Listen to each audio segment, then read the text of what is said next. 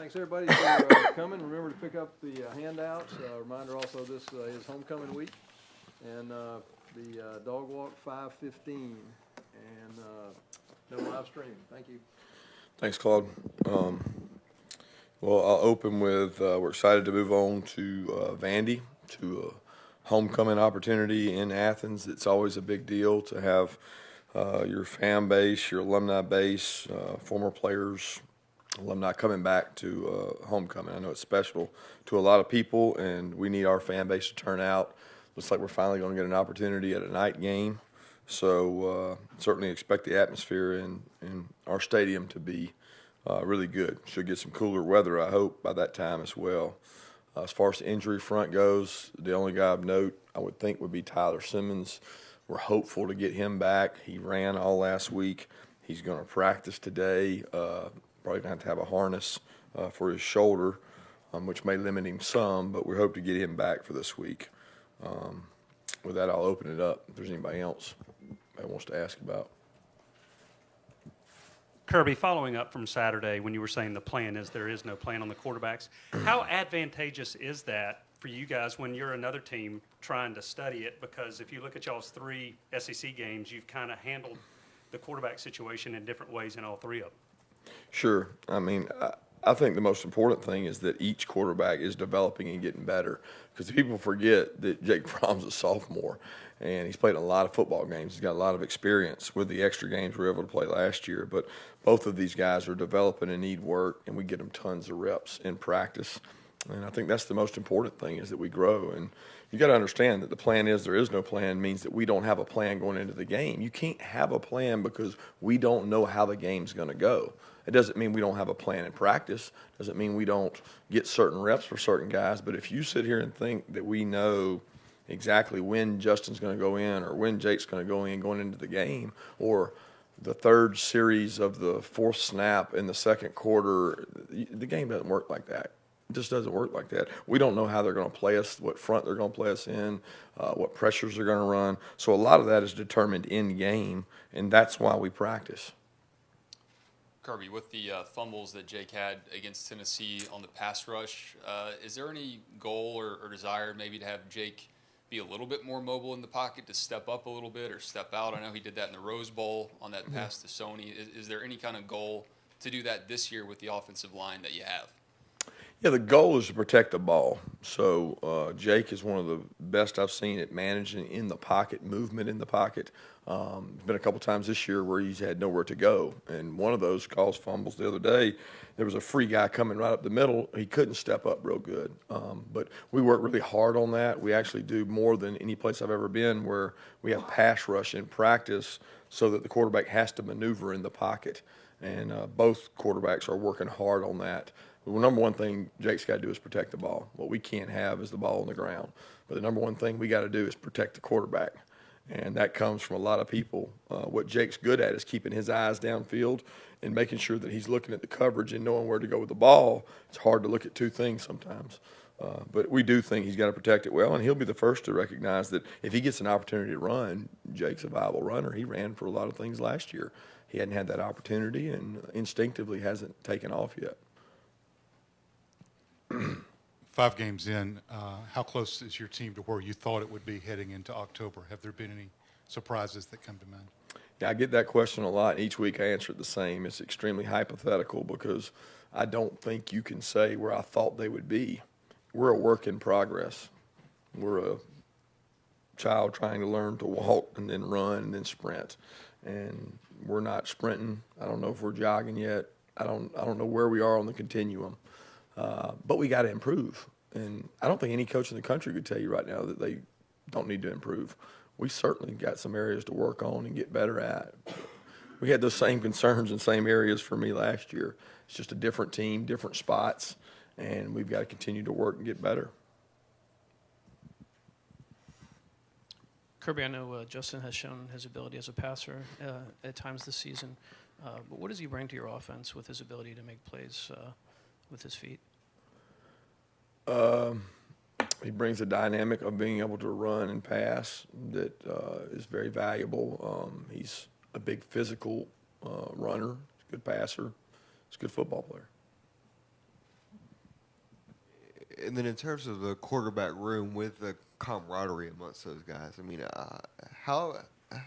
what have you seen from those two in terms of how they've handled it? You know, like in terms of Jake being able to give up that duty, then come back in on the next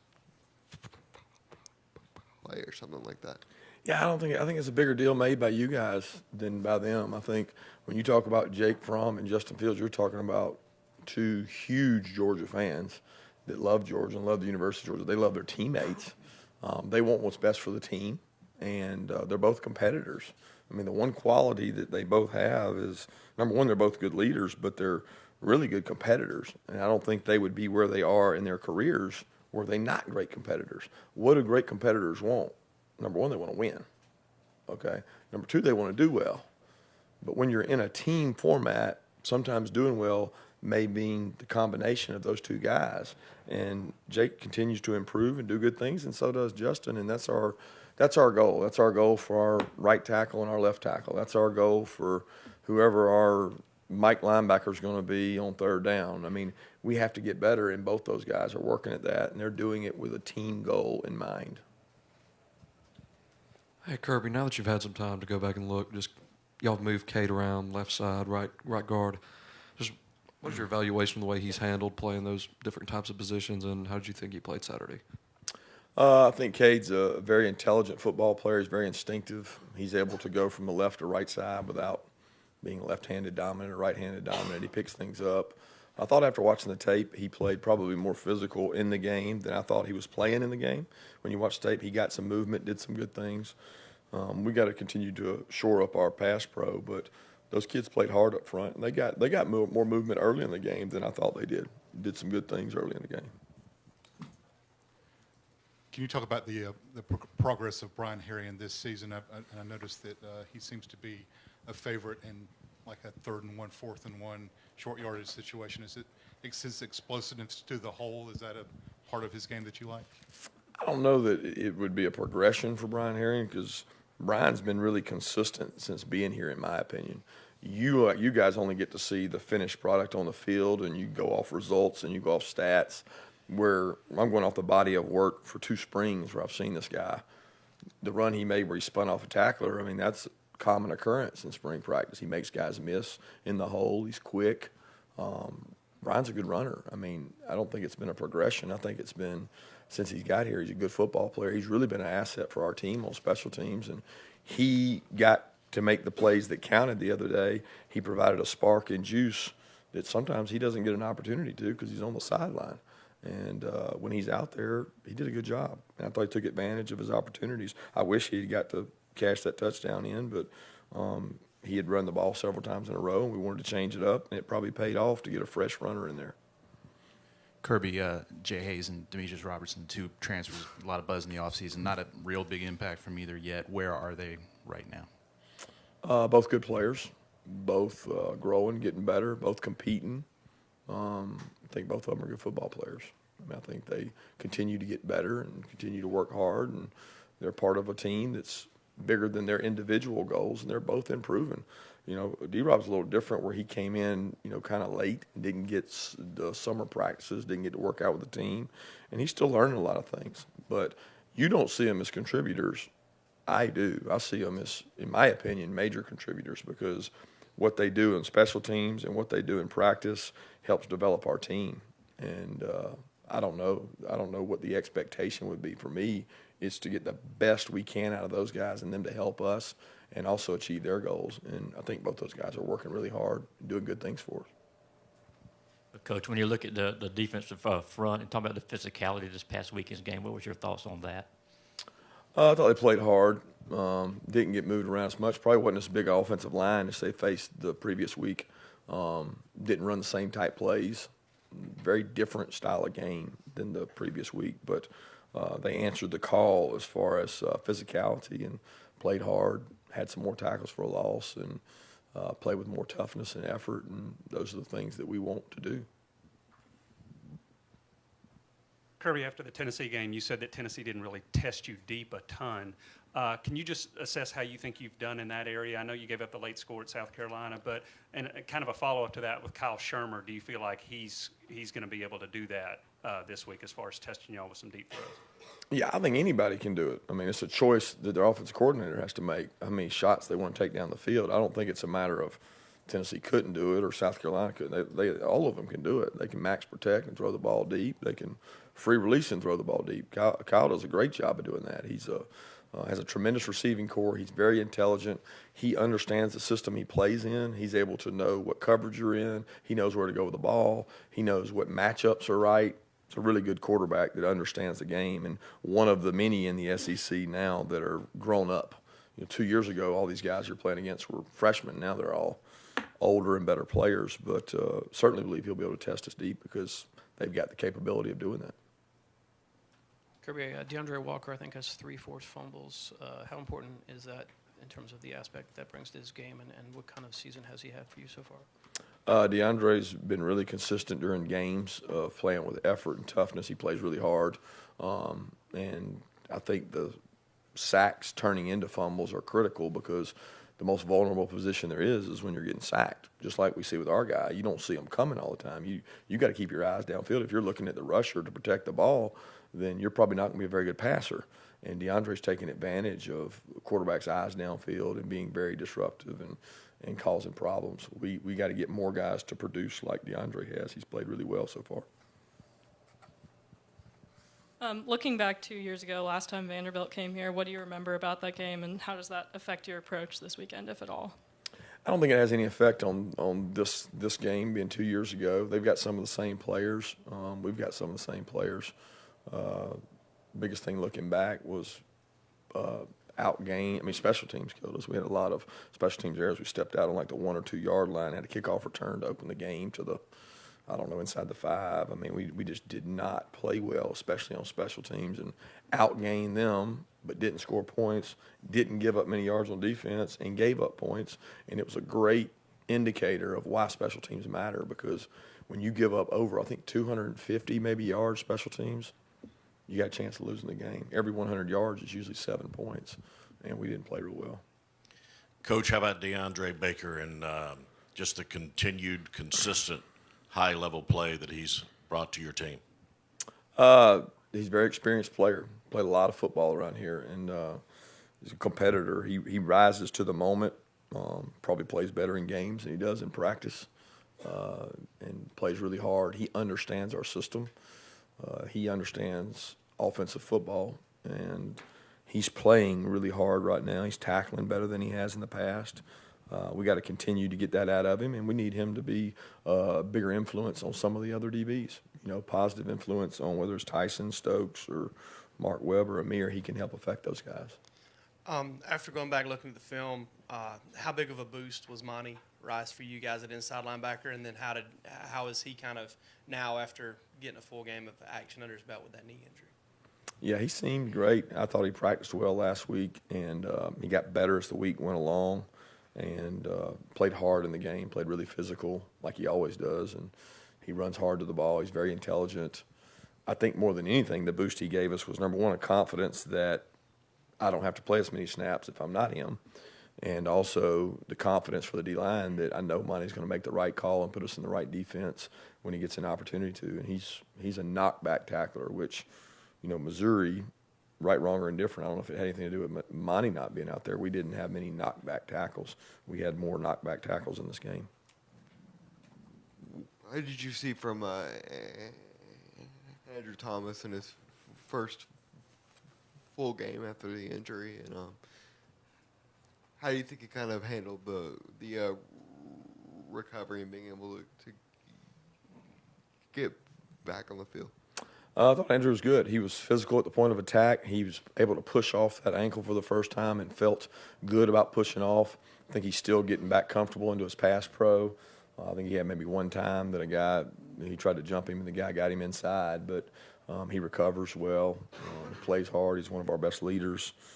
I thought he was as close to himself as he could have been, and hopefully he continues to improve this week and get back to his old self. Coach, you touched on the pass pro issue. Was there anything in particular you saw looking back on the film that was really a problem y'all going to really be focused on this week? I don't know that it's an individual problem. I mean, I think it's a total effect. I mean, we had a couple good pressures against us against Middle Tennessee. Again, we saw Nadas in a one-on-one situation that he lost, and then, Isaiah gave up one on the other side, and we just got to win our one-on-one battles. I mean, it's no different than a corner getting beat by a receiver. So, what do? You go back to the drawing board and go get better. You don't scheme up some new thing, because at the end of the day, there's going to be 4 or 5 one-on-one opportunities. You got to win your one-on-ones. And our guys, we're going to challenge them to do that. And we know that when we protect the passer, we're really efficient. We're an efficient team. We can make big plays. We got explosive players. We got to win our one-on-one battles, because if we're good in the run game, good in play action, and we can convert on third down, you're hard to stop. But at the end of the day, a lot of the times we've stopped ourselves more than somebody stopped us, and we'll work hard on it and try to get better at it. Coach, Jeremy Pruitt said he thought he had some coverage sacks on you. I guess I would ask you just about your receivers downfield. Are you pleased with the job that they've done, and what did your film study show you as far as the receivers getting open quick enough? Yeah, I don't know if I would call them that. I think that we got beat in protection several times. I don't know that it was as much coverage as it was the protection. We just got to do a good job blocking them up front. But we're focused on Vandy and getting better right now. That's what we're really worried about.